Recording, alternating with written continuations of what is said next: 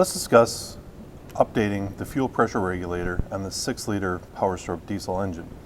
Now this may also be commonly referred to as the blue spring kit. You'll notice that there is a blue spring in this kit here. And what we're going to do is replace this, and this is going to up our fuel pressure by 12 to 15 psi, from about 45 to 60 psi. And so in order to do that, we have to remove the charge air cooler tubing out of the way. I'm going to remove the air cleaner assembly. That'll give us good access to the fuel filter housing in which this assembly is mounted to. So let's get started and get some of the stuff out of our way. All right, now you can see we've got our charge air cooler tube out of here. We've got our air cleaner out of the way. So it really opens up to get to the housing in which we need to work on here. I've also done one extra step and taken my pry bar and I've wedged it below the fuel line and tucked it underneath the negative battery cable here. And what that's done is put the upper radiator hose out of the way.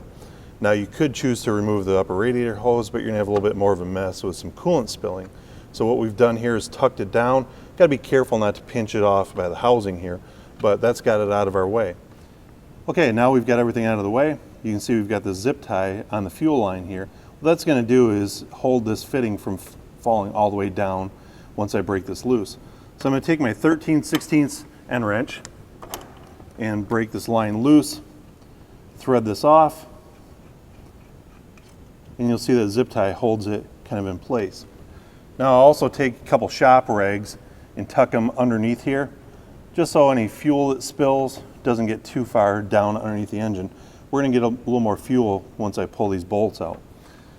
One other thing I wanna do right now is take a 7/8 end wrench and get this fitting out of here. We're gonna transfer that over to our new housing when we install the new one. If you don't do it right now, we're gonna have to put this unit in the vise and transfer it later on. So let's do that while it's still mounted to the vehicle. Then we'll remove these 4 bolts and get this housing off of here.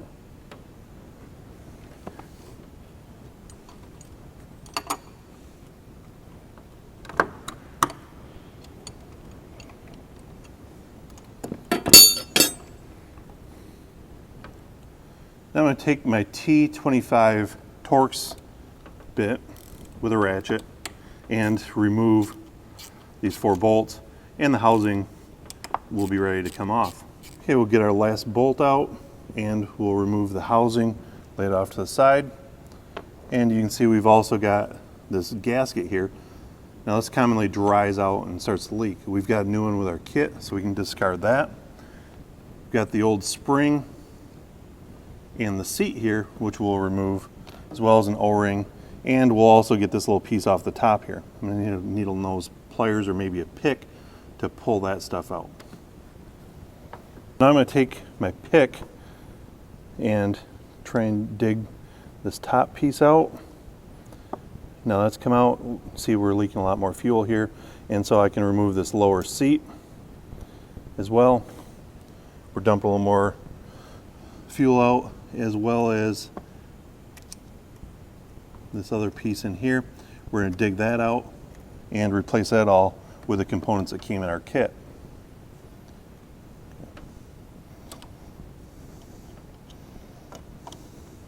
Okay, so we've got our new top piece here.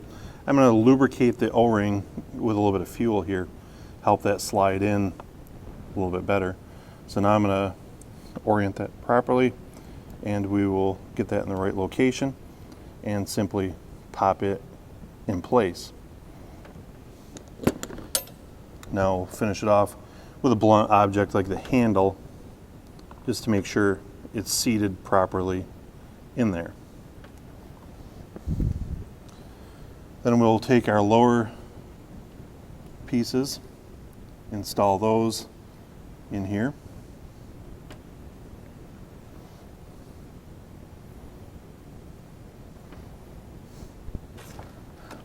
Once those pieces are in place, we'll take our new housing, we'll take our seal, install the seal into the new housing, and we will work it back on. Now our kit comes with 4 new bolts. We'll use those as well. So let's go ahead and install that, get those snugged up, and then we'll reinstall the fitting on the end here with the new O-rings that came with the kit as well. Well, now we've got our new housing mounted to the fuel filter housing. We have to install this fitting in our new housing. Now there's a couple O-rings here in which we want to replace. So I'm going to use my pick to get this large O-ring off, and then you'll notice in the face of this fitting there's another O-ring recessed in there as well. So again, use the pick to help roll that out of there. And now our new kit comes with 2 brand new O-rings. So first off, we'll install the new O-ring on the end here. We'll gently roll that into place. And then this other one, use a little bit of diesel fuel again to lubricate it. And we'll gently roll it over the threads here. We don't want to cut it. But now we've got that on. And so we'll, again, make sure these are good and lubricated, and we'll thread this into our new housing. Well, now we've got our fitting installed here. I've gone ahead and started the line and got it on finger tight. I'm going to take my 13/16 end wrench again, and we'll go ahead and get that tightened up pretty well. I'll remove my rags, make sure that we've got the area clean, free of any debris or drips that may have come off when we were doing the job. And so now we're going to go ahead and turn the key to the run position and prime the system and make sure that we've got no leaks here before we go ahead and install the rest of it. We might have to cycle the key a couple times, so we're going to have to refill the fuel bowl here, and then we want to make sure that there's no leaks. Once that's done, we'll reassemble the engine and start it up, and our fuel pressure should now be 12 to 15 psi higher than it was previously. This is going to help ensure longevity of the injectors and also have a little bit of an improvement on drivability. So now you've seen the process, and hopefully you understand how to do it yourself when you want to replace the fuel pressure regulator on your Ford 6-liter Powerstroke diesel engine.